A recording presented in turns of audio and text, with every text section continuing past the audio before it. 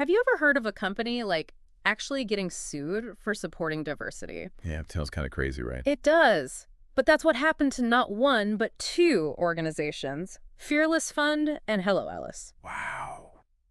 Both were hit with lawsuits that really shook up the world of inclusive funding. So we're doing a deep dive on this. Yeah. How did this happen? And more importantly, why is it such a big deal? I think what's so fascinating about these lawsuits is they weren't just about these two organizations, where they became this like flashpoint in this whole debate that we're having as a society about how we create more equity in business and who gets to decide that. Okay, so before we unpack all the legal drama, can you give me a quick rundown of Fearless Fund and Hello Alice? What are these organizations all about? Sure, yeah. So they actually share a common goal, which is empowering entrepreneurs from underrepresented communities. And they do that by providing funding, of course, but also resources and education. That's a big part of it. And why is that so important? I mean, don't all entrepreneurs need support, especially when they're first starting out? They do. They absolutely do. But the thing is, the playing field is not exactly level. So, for example, women of color statistically receive a shockingly tiny percentage of venture capital funding. We're talking less than 0.5%. Oh, wow. Fearless Fund saw that gap and decided to do something about it. Less than 0.5%. That's practically nothing. It's incredibly small. And it really highlights how pervasive these systemic barriers are that these entrepreneurs are facing. Yeah. So Fearless Fund really focuses specifically on them and not just giving them money, but providing mentorship, providing networks to help them really thrive. So it's like they're not just giving them a fish, they're teaching them to fish. Yeah. But they're also, making sure they have the right gear and a good spot on the lake. Exactly. They're really setting them up for success. And then on the other hand, we have Hello Ellis. And they take a bit more of a broader approach, right? Yeah. They want to connect all small business owners from all walks of life with the resources that they need. They've got this incredible online platform. It's like a one-stop shop, funding opportunities, mentorship. You can connect with other entrepreneurs. Okay, so both of these organizations, their whole mission is about leveling the playing field, especially for entrepreneurs who might not have the same advantages as others. So with that in mind, how did that land them in court? Well, that's the million-dollar question, right? Yeah.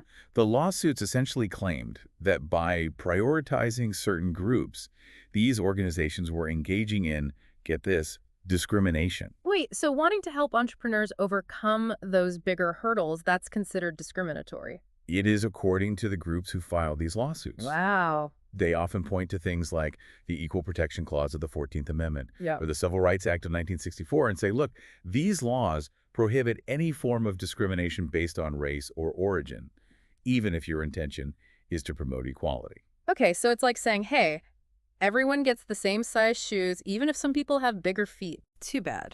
It's a simplification, but yeah, you get the idea, right? Right. And that kind of gets to the heart of this really important concept, which is the difference between equality and equity.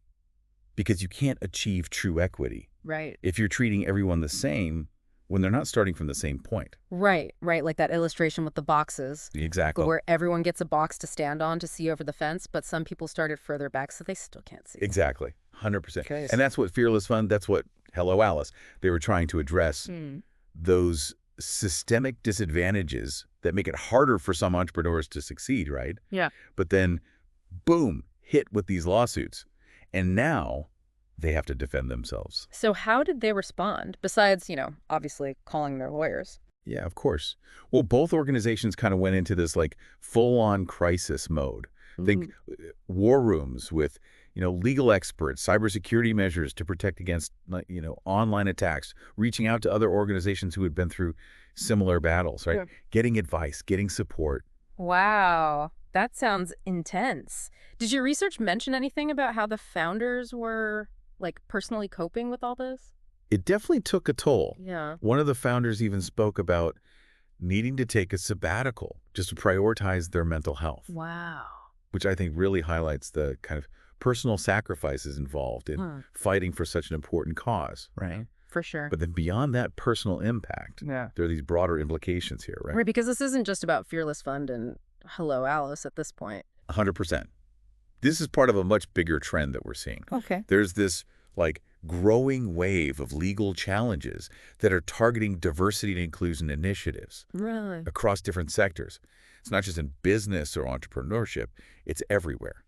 Like what? What are some other examples? Well, you've got, like, Founders for CDC, for example. They're a nonprofit. They were sued for offering grants specifically to minority-owned businesses. Ah. They ultimately settled and changed their approach. And that sent, like, shockwaves through the nonprofit world.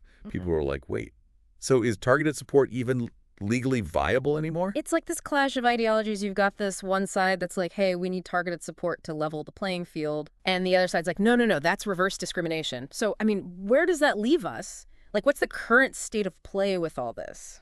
I mean, honestly, the legal landscape is still very much in flux. We've seen some wins for both sides, which makes it hard to predict how future cases are going to unfold. Right. But one thing is for sure, this issue is far from settled. So how did the Fearless Fund and Hello Alice cases actually turn out? What was the verdict? So how did the Fearless Fund and Hello Alice cases actually turn out? What was the verdict? Well, as of September 2024, Fearless Fund reached a settlement, Okay. which thankfully allows them to continue their work, Okay. but without any restrictions based on race or gender. So a partial victory, but it sounds like they had to make some concessions. Yeah, I mean, it's a complex situation, and the details of these settlements, they're not always made public. Right. But it does highlight the challenges that organizations face Yeah. when they're trying to navigate this kind of legal landscape. And what about Hello Alice? Did they end up in a similar situation? Their case actually took a different turn. Okay.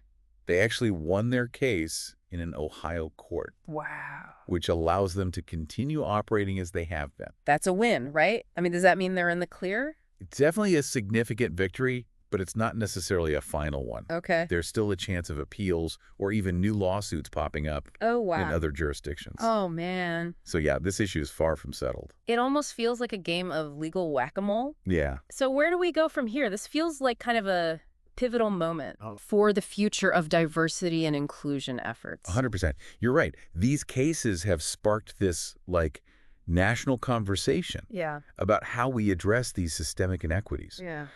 And, on the one hand, you've got these incredible organizations like Fearless Fund and Hello Alice Right. who are demonstrating this incredible resilience, right? They're fighting for their missions. They're finding, like, creative ways to support underrepresented entrepreneurs. And they're not alone, right? I mean, from what I understand, we've got other programs that are facing similar legal battles right now. Absolutely. You've got, for example, the Small Business Administration's 8A program, Right. which helps minority-owned businesses Yeah. secure government contracts. Yeah. That's facing legal challenges right now. What? That could have a major impact on its future. And then there's the Restaurant Revitalization Fund, Yeah. which was created to help restaurants recover from the pandemic. Right. Even that program has gotten caught up Wow. in lawsuits alleging discriminatory practices. It's kind of mind-blowing. I mean, we're talking about programs that were literally designed to help those hit hardest by the pandemic, and those are being challenged too. It really underscores how deeply rooted these issues are, right? Yeah. We're grappling with, like, centuries of systemic inequity, Right. and finding solutions is rarely simple or without controversy. So with all of this in mind, what's the takeaway for our listener at home who's trying to wrap their head around all of this? So with all of this in mind, what's the takeaway for our listener at home who's trying to wrap their head around all of this? I think the big takeaway here, and it's something that we've kind of touched on throughout our conversation, is that supporting diversity and inclusion, it's not about giving special treatment. Right. It's about creating a level playing field. Right. And that sometimes requires acknowledging Right. that not everyone starts at the same starting line. It's about understanding that giving everyone the same size shoes doesn't work when some people have bigger feet from the get-go. 100%. Yeah. And I think as these legal battles continue, I mean, it's going to be really important to kind of stay informed, to engage in these conversations, these thoughtful conversations, and support organizations that, align with your values. Yeah, it's a good reminder that even though these issues can feel really overwhelming, like every action we take, every conversation we have, it does make a difference. It does. And the fight for a more equitable future, it's a marathon, not a sprint. We all have a role to play. I love that. Well, this has been a fascinating conversation. Thanks so much for joining me today to really unpack this complex issue. And for everyone listening, we hope this deep dive has given you a lot to think about, because these conversations about equity and inclusion, they're more important than ever. So keep asking questions, keep learning, keep engaging, and we'll see you next time for another deep dive.